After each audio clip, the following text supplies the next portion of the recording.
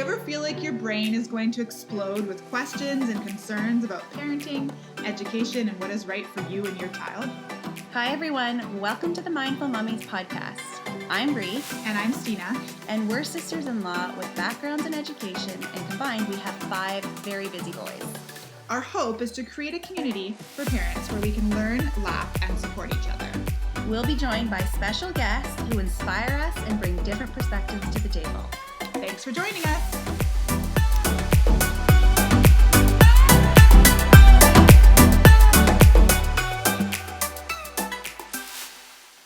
For over a decade, Rachel Bailey has helped hundreds of parents bring out the best in their children. In addition to her master's degree in clinical psychology, she has been an ADHD coach, in-home mentor helping to improve family dynamics, therapist, and teacher of positive parenting techniques. Rachel is also a mom who wants her kids to be able to do what they're supposed to do, even when they don't want to. Handle challenges they're going to face and feel confident about themselves. But raising them in this way does not come naturally to her. Like some of you, she tried traditional parenting strategies, yelling, threatening, even the positive ones like rewards and praise. But none of those strategies worked in the long run, and they didn't feel good to her or her kids. So she learned how to switch from band-aid parenting, using strategies that don't stick after a while, to long-game parenting, which led to results that lasted and made her feel more confident and in control. Rachel has now taught hundreds and hundreds of families how to do the same, how to feel relief and enjoy their kids again, and she can teach you too. We can't wait to learn with and from Rachel today on the podcast.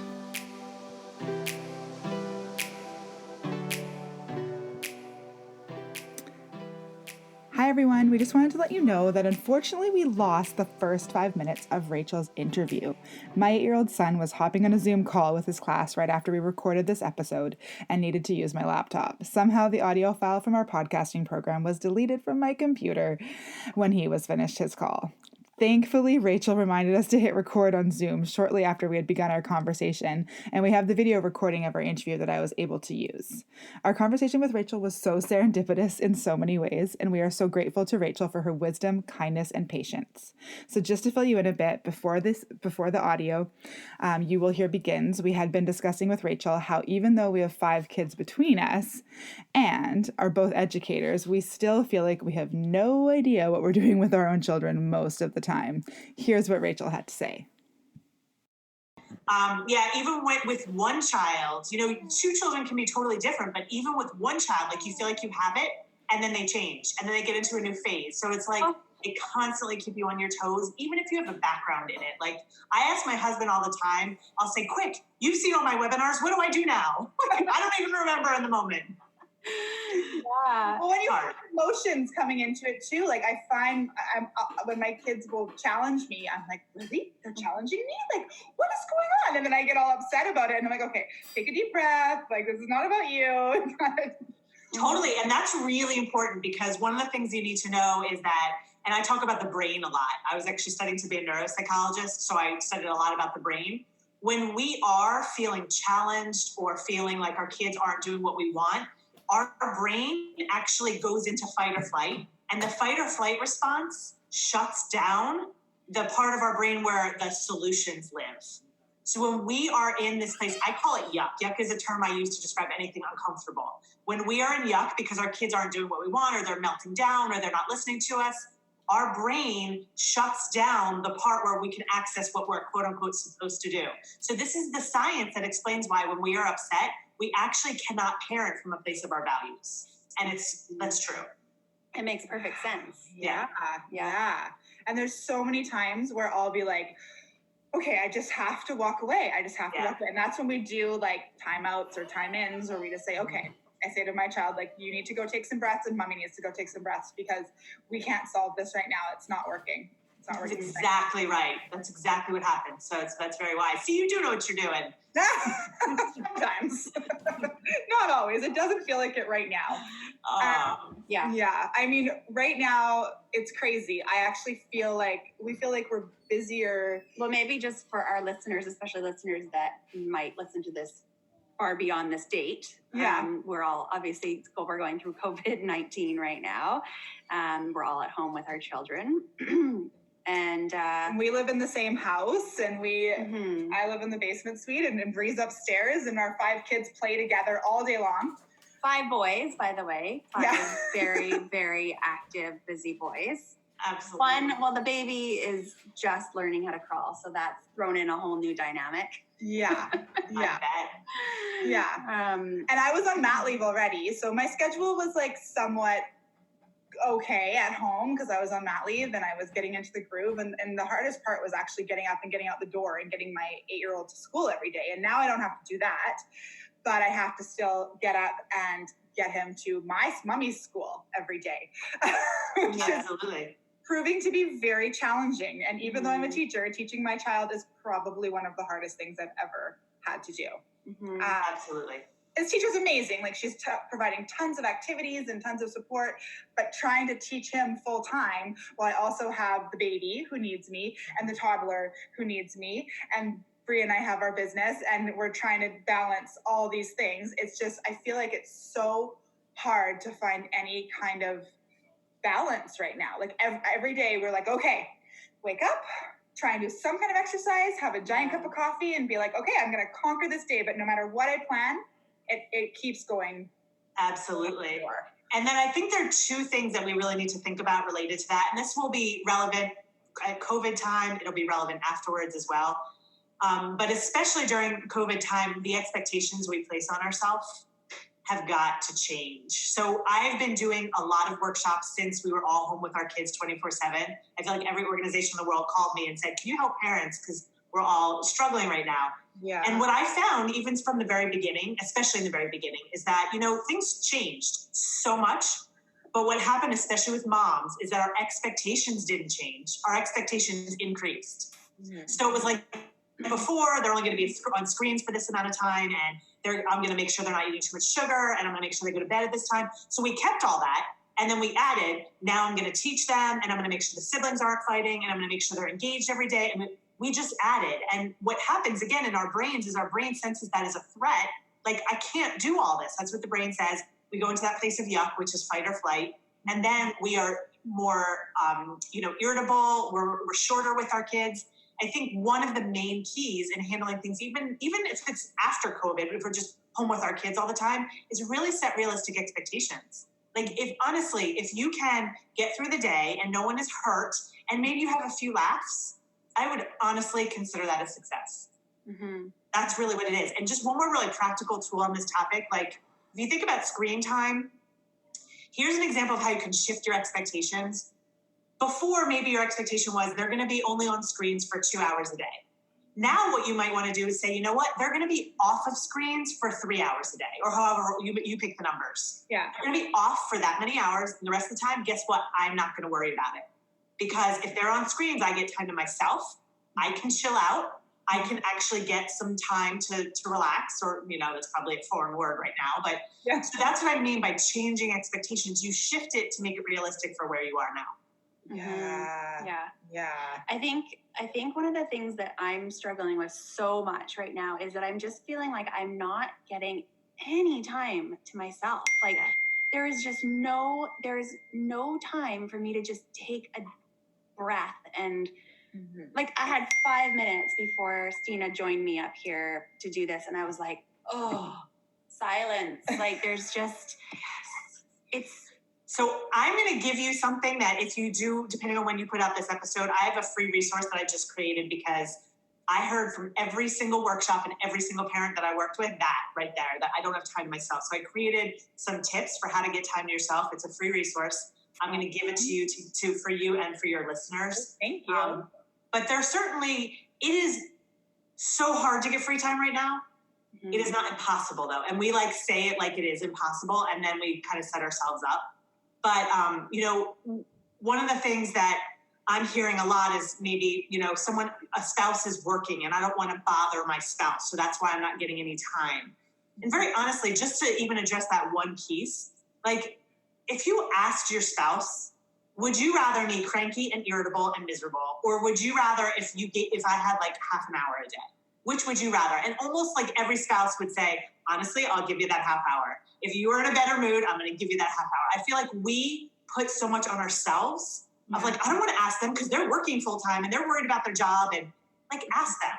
Like we don't give them enough credit sometimes. So it's just one example of how we can get time. And I think some of the obstacles we're creating for ourselves, and they're not even as real as we think they are. Yeah. Does that make sense? That's a really good point. Yeah. Yeah.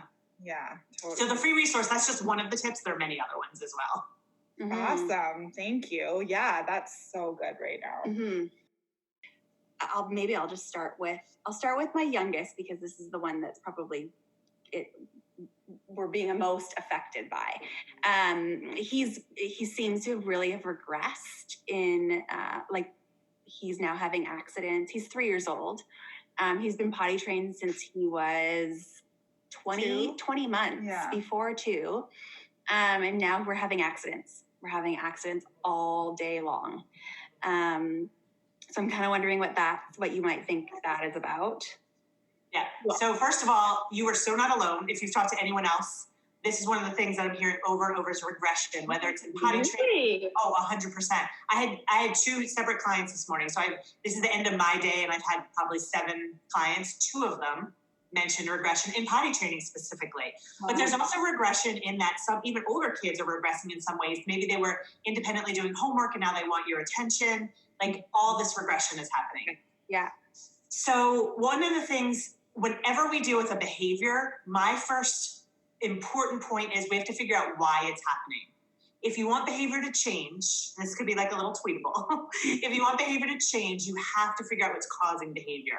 Very often traditional discipline strategies don't address the cause. It's just like they're regressing. What can I do to make it stop? Versus figuring out why and giving kids what they need. So a couple of things about regression in potty training. A lot of potty training is about control. And when kids feel out of control, they don't have ways to get control back, because what do they really have control over except, especially at age 3, food and whether they go to the bathroom or not. So often, I see you guys nodding. Does that? Yeah. Food obsessed with food. Food obsessed. Yeah. Absolutely. Is it the same child? Yeah. Yeah. Food obsessed. Absolutely. So when kids feel out of control, which honestly, even at 3, even if they don't know what's going on, is this a boy or girl? A boy. You have 5 boys between the 2 of you. Your son, even if he doesn't know what's going on, kids sense the difference. They sense us.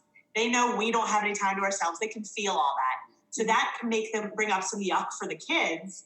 And then the way they deal with it, their brain, not even at a conscious level, is like, okay, I need to get a little control. And potty training is one of them. The other thing, just so you know, is that when kids have accidents, they get a lot of attention. So control is one need, but so is connection. And connection for kids tends to be about attention. Right. So often, too, when they have potty, when they go to the bathroom, they get attention from us. Even if it's not happy attention, it's still attention. So what that probably is, he's trying to get his needs met. And he doesn't even realize he's doing it, but that's what's happening. So some simple solutions, I call these deposits. And what I mean by deposits are ways that we meet kids' needs in very easy, simple things. So a way to meet, a way to deposit into his need for connection is to give him some ownership during his day, to give him some choices. Choice is a really easy way to give control, but also using the language of control. So maybe 2 or 3 times throughout your day, just say to him, how do you want to brush your teeth today? What do you think? This is your choice. Do you want to do it in mommy's sink? Do you want to do it in your sink? And giving him some control more proactively means he won't need to get it through, having accidents. Okay. Yeah. So, and then it can similarly giving him deposits into attention. If you can have maybe 5 minutes a day that belong only to him, and you call it by his name, and you say, this is our time together, that can be a really good deposit. Now, if you can't do that every day, then you don't have to. I actually have lots of hacks for how to have one-on-one time with kids if you're super busy. But it would be another deposit. And when we deposit into kids' needs, they actually don't have the behaviors that we're seeing. Behaviors are only symptoms that their needs are not fully met. Does that help? Sense. Yes, totally. Yeah. My 3-year-old, our kids are 3 weeks apart in age. And the little ones, his obsession is clothing. Yeah. So will literally only wear a Batman costume. Yep. Every day right now. And if it's not the Batman costume, it has to be some item of clothing that is blue. And if it's not blue, it's like the end of the world. Exactly. Same type of thing. It's like when we feel out of control, we need something to ground us. Yeah. And so for some kids, what grounds us is like a routine and a schedule. For some kids, what grounds us is I feel comfortable in this outfit and I need this to feel safe. And so when you see those huge reactions, that's a sign that he is not feeling safe. It's nothing you're doing wrong, by the way. This is totally normal. You can see with a 3-year-old, they're doing this. This is very normal at that age because they don't necessarily know how to express, or they don't even realize that they feel out of control. It's all at beneath the conscious level. It is all happening. We have a need for control, and we will get it met. Mm-hmm. Oh yeah. Okay, I'll go to my other child. Okay. We got 5. So I gotcha. I'm here. I mean, that makes perfect sense. It's such. This is the thing I feel like with parenting is that it's like it can be so. It can be simple. Like it really can. It's just like you just need somebody to give you those reminders. Like, okay, well, let's go back to what can I change about what's going on here, right? Like what can I do differently as a parent to. Absolutely. And I think here's the thing, when parents work with me, I hear this all the time. What you just said, it's simple. It really is. Mm-hmm. When I tell parents why their kids are doing what they're doing, they're like, oh my gosh, that makes so much sense. I think what makes parenting hard is how we're doing, how we are. When we're in a good place, parenting is simple. But when we don't have any time to ourselves, when we are with 5 kids who are probably interacting and wrestling and maybe even fighting sometimes, and we're exhausted and we're trying to maybe keep them quiet because other people are working or we're recording podcasts, like that stuff creates yuck in us.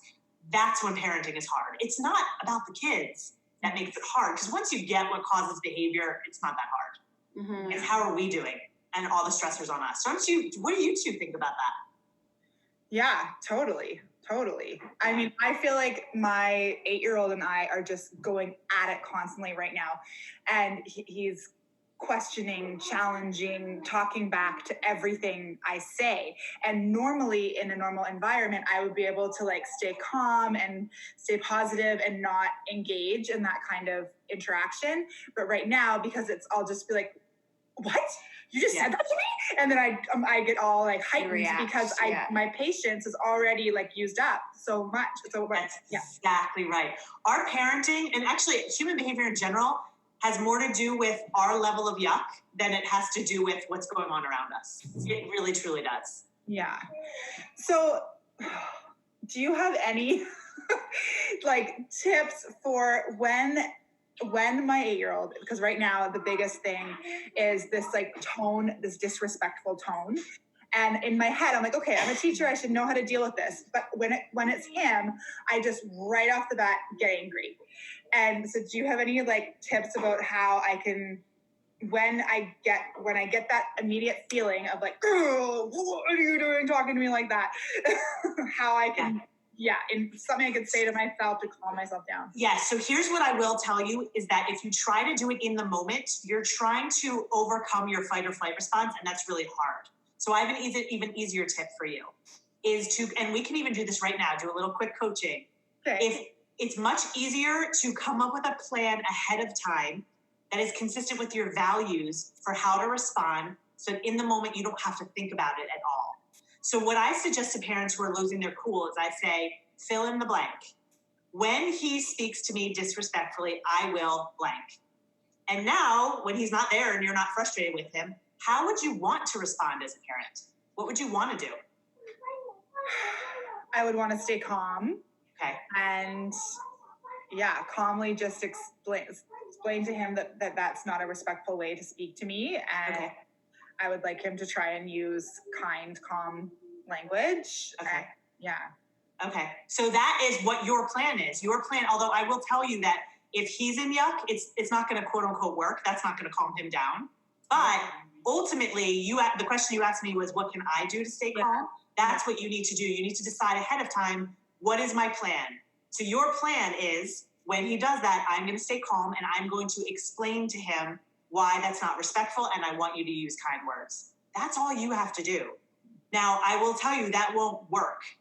He won't be able to use kind words, so I want you to set your expectations. Right. Because when he's in yuck, and this is what we can go into this, when he's in yuck, and we can talk about why, he's in his fight or flight response.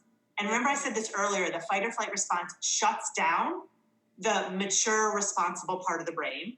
So when he's in yuck, whatever caused it, he won't be able to act respectful and nice to you and kind. Just like when you're in yuck, you can't act respectful and kind to him. So we also, when it comes to discipline, have to set expectations of what's realistic. Yeah. So one more thing I will say about yuck that will help you more with him when he's being like that, and you might even want to revise your plan for what you're going to do. The way yuck works, when either a child is in it or an adult is in it, is just keep in mind about yuck. Here are the basics of yuck. When we're in it, we can't access the mature, responsible, respectful part of our brain. Okay, that's the first thing to keep in mind.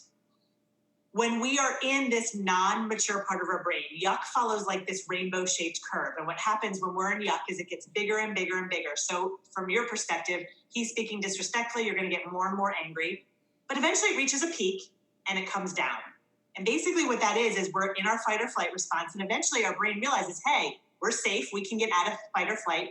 That's when you can re-access the responsible, rational, respectful part of your brain.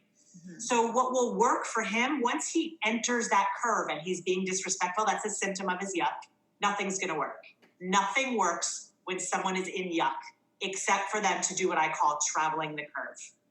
So if you say, please use respectful words, please be kind, and he's on that curve, I'll ask you, is he going to be respectful? No. No. So maybe what you want to do is remember if we go back to the sentence I was saying, when he is disrespectful, I want to remind him I don't like how he's talking and just wait for him to travel that curve. Once he calms down, that's when I can address him because that's when he can re-access that part of the brain. So it was a long lesson in yuck and disrespect, but does that make sense? Yeah, definitely. Definitely. Would you recommend asking him to go for a walk, to go to his room? I don't know. That's a great question. Yes, you can recommend it. But once someone is in yuck, in fact, I'll ask you, if you recommend that, is he going to listen to you? Well, if I tell him, go to your room, he'll go, but then he'll slam the door and start throwing his basketball in the basketball door. And And that's just his yuck. Yeah. So if you tell him to go to his room and he does that, that's totally fine. But if you say, take deep breaths, calm down, that's probably not going to work. No. The way I do entire courses on this, how to get kids to be more respectful. Yeah. But I will tell you that the way yuck works, once someone is in it, by definition of yuck, they will not listen to you. So, and they don't want to listen to you. Even if you told they love deep breathing, hypothetically, and you say, why don't you do some deep breaths? When someone's in yuck, by the definition of yuck, they will not listen. So I teach parents how to proactively motivate their kids to do this on their own instead of trying to get them to do it in the moment. So that, very honestly, to teach someone to do something different with their yuck takes a while. You can imagine it's hard for us to change what we do, but it is a lesson that I teach parents. How do you get your kids to act differently when they're in yuck? Okay. Yeah. But in the moment, it's really, there's not that much you can do except let them travel the curve. And then more proactively, we teach them how to act more mature when they're on the curve to begin with. Yeah. Right. Okay. So that makes sense? Yeah. So let's go back to, I just want you to have this before we wrap up this. What do you want to do? So when he is disrespectful, what do you want your plan to be? So think about that for a sec, based on what you just learned. Okay. What do you want to do? I want to remind him that that's not a respectful way to speak to me or to his brother or whoever, and that's not acceptable. And then I want to give him space to calm down before we talk more. That's exactly what's going to be more effective. Now, if you need to focus on how to calm yourself down in that moment, you can. You can say, this is, he can't engage when he's in yuck. You can, say things like that. I actually, I have to calm myself down, and I actually imagine the yuck curve, and I'm like, my daughter's in yuck, and I imagine that helps me. And I say to myself, don't engage with the yuck. I say it to myself over and over, don't engage with the yuck. It just doesn't work. And this is marriage advice too. Oh, concrete. Yeah. So concrete. Don't engage with the yuck. Yeah. I like it. Would you recommend, one of the things that we were trained to do, I'm an Orton Gillingham tutor, and one of the things that we were trained to do with kids that were challenging us in all different kinds of ways was to say, you let me know when you're ready. How do you feel about that? And when your child is in the yuck phase, does it help to say, okay, it's not respectful to talk to me like that. You let me know when you're ready, and we'll have a talk. You can say that, but you may get a yuck response back. You may be like, well, I'm never going to be ready, or that's stupid, but again, that's just their yuck. And one of the things we really need to learn to do as parents, and this is hard when we're in yuck, we need to learn not to take their yuck personally. Right. It is literally their yuck talking. And so this is interesting. The part of the brain that allows us to be mature and responsible and respectful is this front part of the brain. It's called the prefrontal cortex. When we're in fight or flight, prefrontal cortex is shut off. And what's interesting is that if someone gets brain damage in the front part of their brain, they have personality changes. We know this from all the research and what we know about the brain. And literally, when someone's in yuck, it's the same thing. It's not them talking. Their personality, like their values, their morals, who they are, it's all shut off in the moment. It's not them. It's their yuck talking. And so we just have to learn not to engage. So you can certainly say, let me know when you're ready, but that's not going to fix it.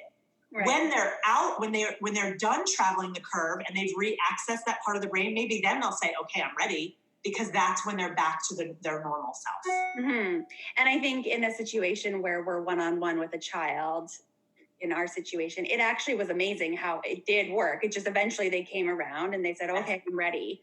That's the eventually. That's the traveling the curve. Their yuck. Exactly. They had to get through their yuck. Yeah. I love that. Can I talk about JAKE? Yes. So okay, are we finished with, can we move on from that one? Yeah. Are you okay with that? Yeah. Good. I'm gonna ask. Sorry, I didn't mean to I didn't mean to speed things along. I'm dying to hear what you have to say about my 5-year-old, almost soon to be 5-year-old, who is has a really hard time keeping his hands to himself. I already know what's going on. You don't even have to say more. You can, but I already know what's going on. Go ahead. Oh, so fascinated. Okay, what you're gonna say?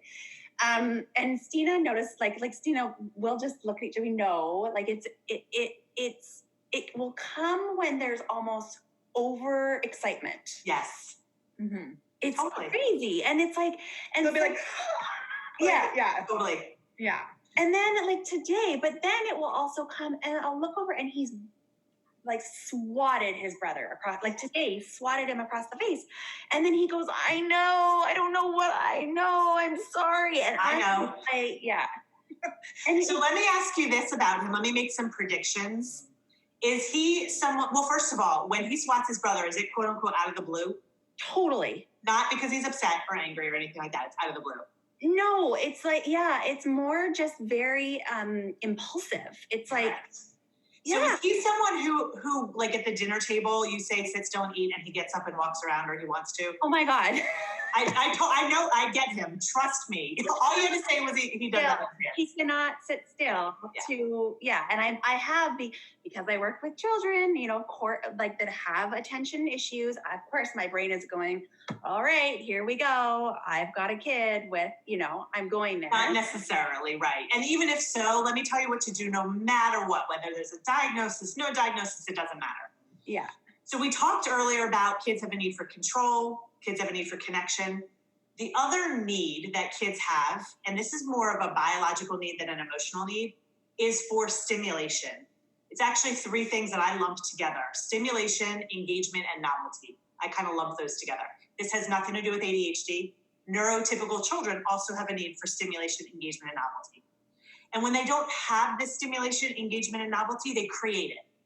So when this happens out of the blue, what's happening usually is maybe he was doing some activity, maybe he was building something, and then all of a sudden his brain is understimulated. So he will swat or bother someone to create stimulation. These are the same kids that have trouble sitting still at the dinner table. This is how I knew this, because dinner and eating is boring. They've done it over and over. So when they don't have stimulation, they create stimulation.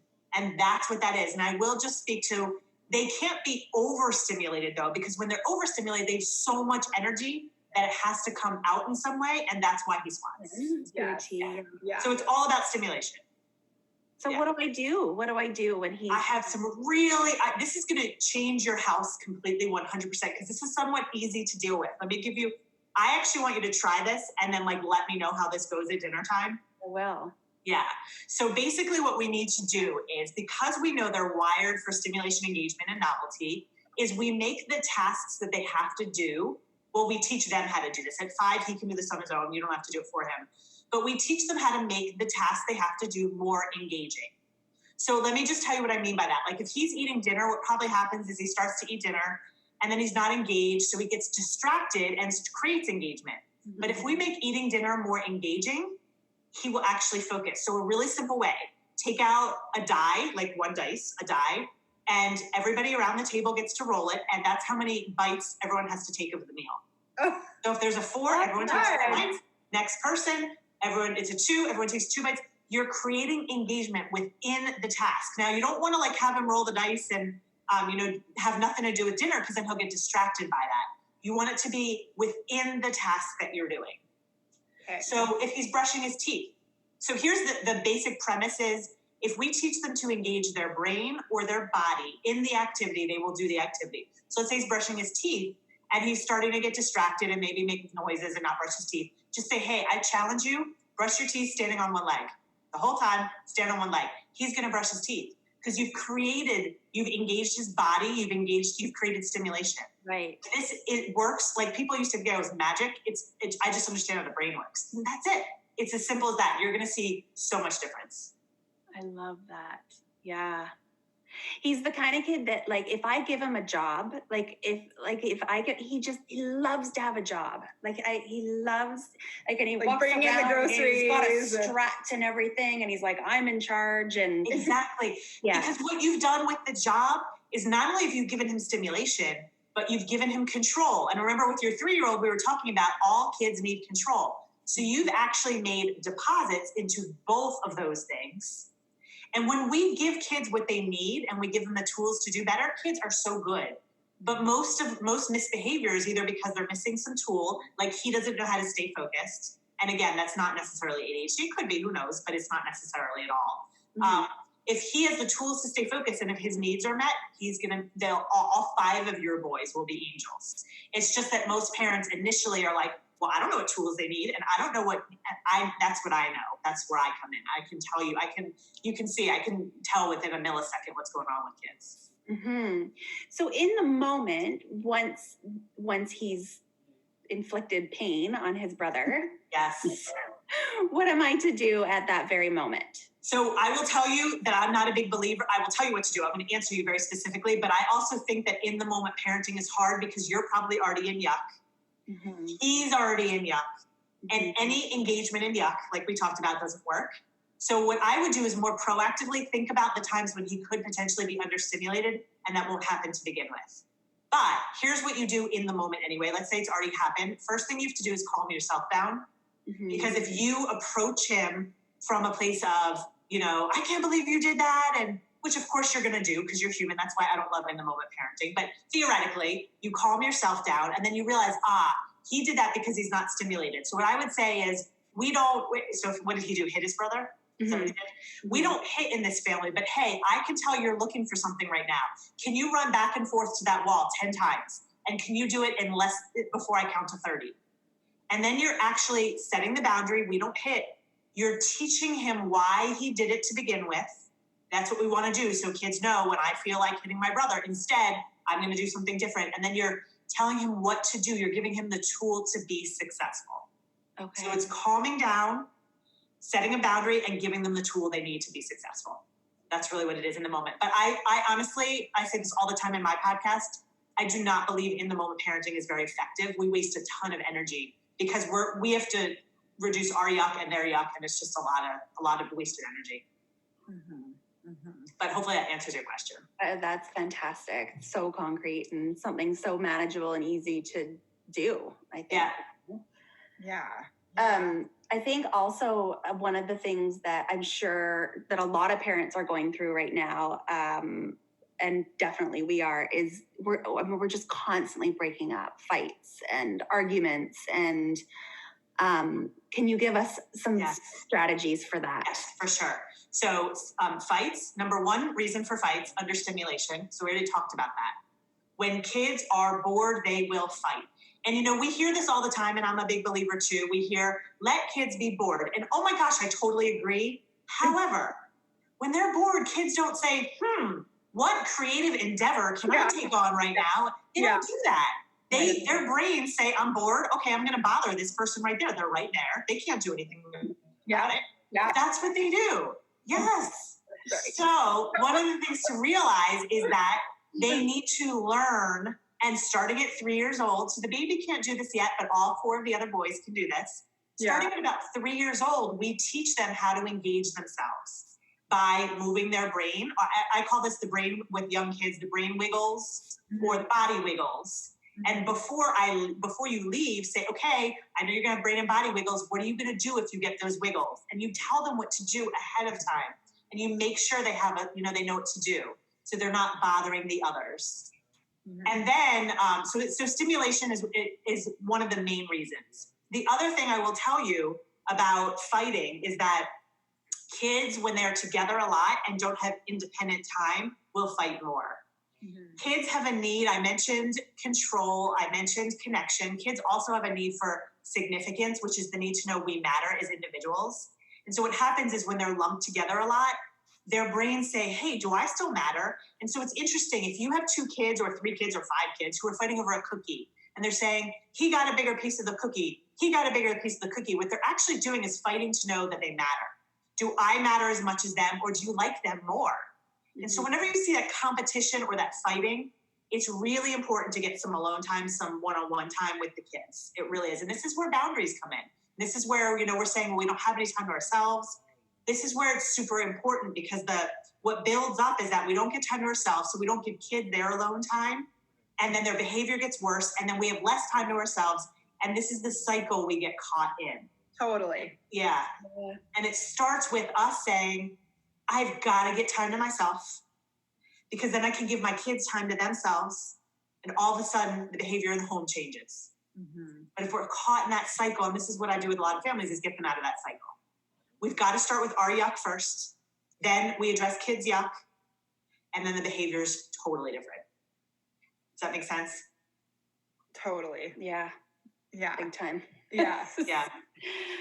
Life-changing. It's so simple, but life-changing. Yeah, it just is. Yeah. I think you were meant to come to us right now at this point. Well, I'm glad it's just a perspective shift. It really is. But, it does make sense. And you guys, you're smart people. It's just, you need these reminders, and you need these, permission to, ask for help, and permission to say, I need to change my expectations, and I need to get time to myself. And there is a way to do it, because this is where the beginning of change happens. Yeah. Definitely. Wow. Thank you so much. Oh my goodness. From riding the yuck curve to deposits of attention, proactive parenting, creating stimulation, need for significance. I'm taking notes. I'm learning so much. Awesome. I'm so glad. Thank you so much for coming on the podcast today. For our listeners who haven't heard of you before, how can they learn more about you? How can they get in contact with you and hear more from you? So first of all, I have my own podcast, which talks about all of this. It's called Your Parenting Long Game. And then I have a free Facebook community where I'm actually in there a lot, and I do behind the scenes and I give tips. That's called Your Parenting Long Game Podcast Community. Okay. And then I am on Instagram and Facebook as Rachel Bailey Parenting. And lastly, you can reach out by email. I'm at rachel@bailey.com. That's my website, and there are actually free resources on there as well. And so are you doing actual coaching sessions with parents through Zoom and virtually Yeah, so I actually created a special service just through the COVID-19 situation. Before, I would only coach parents like on a long-term ongoing basis. That's how I would do things. I just opened up recently, and they're very popular, 30-minute coaching sessions where I'm basically answering questions. Like they'll say to me, like, my 5-year-old is doing this, what's going on? So for the first time in my entire 10 years, I'm doing those now. But then I also have my traditional packages, which is basically where I call myself your parenting partner, and I work through all the issues parents are facing with their kids. So yeah. Well, I think this is going to be tremendously helpful for a lot of our listeners. So thank you so much for getting in touch with us and coming on, and we're excited. Absolutely. Thank you for having me. I really appreciate it. We hope that you stay safe and healthy with your family. And we hope you come back. Yeah, please. Will you come back again? Anytime you let me know, I'll be here. for sure. Yay! That would be Thanks, wonderful. Rachel. Get some rest. You've had a long day. Yeah. You too. Bedtime for you almost. Yeah, it feels like it. I don't know if it is, but it definitely feels like it. Okay. Right, take Thank care. you. See you again soon. Bye.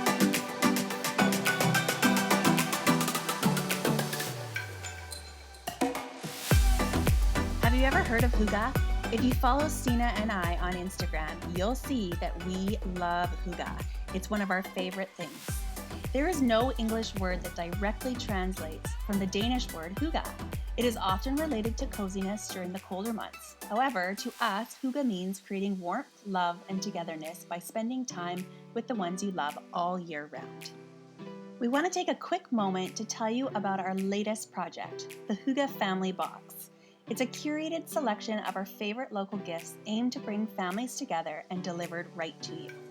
Our mission is to bring families together and create presentness by being in the moment with the people you care about. This is what hygge is all about. It is a Danish word that means coziness, warmth, and togetherness. Every item in our Hygge Family Box has been carefully selected by Lisa from Giving Gifts and Stina and Bree from the Mindful Mummies. They are all beautiful gifts that we use in our homes and with our own families to create a warm and inviting environment filled with special, meaningful moments. Our seasonal family box will help you effortlessly spend quality time with your loved ones while learning and trying new things together along the way. So grab your family, open the Hygge Family Box, and let's get hyggelig! For more information on the Hygge Family Box, you can follow us on Instagram at the Hygge Family Box or visit our website at themindfulmummies.com.